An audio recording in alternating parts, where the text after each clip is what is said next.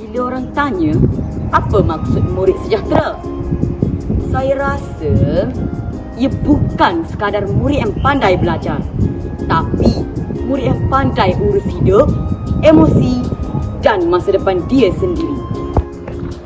Assalamualaikum warahmatullahi wabarakatuh. Salam sejahtera, salam Malaysia Madani dan salam always excellent. Hai semua, saya Muhammad Haris Hazwan bin Muhammad Hazri, wakil dari Sekolah Menengah Kebangsaan Tanjung Mas. Kod sekolah saya adalah DEA 1143. Sebagai penolong ketua penguas 2, saya banyak belajar tentang tanggungjawab dan cara berkomunikasi dengan baik. Kadang-kadang kita kena jadi tegas. Kadang-kadang kita kena jadi pendengar yang baik.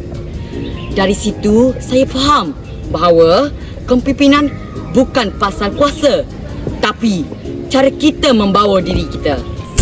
Dah berpindah kita. Korang nak tahu tak? Saya juga aktif dalam pertandingan kawat kaki dan potri. Pertandingan kawat kaki ajar saya untuk berdisiplin, fokus dan semangat berpasukan. Potri recitation pula mengajar saya untuk yakin bercakap dan meluahkan idea dengan kreatif.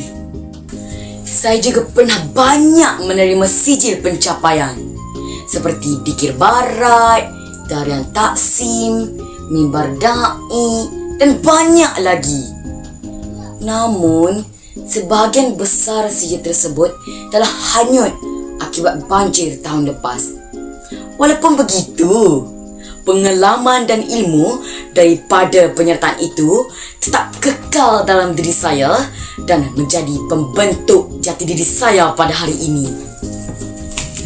Semua pengalaman ni sebenarnya berkait dengan 5 ciri murid sejahtera dalam Rancangan Pendidikan Malaysia 2026 hingga 2035.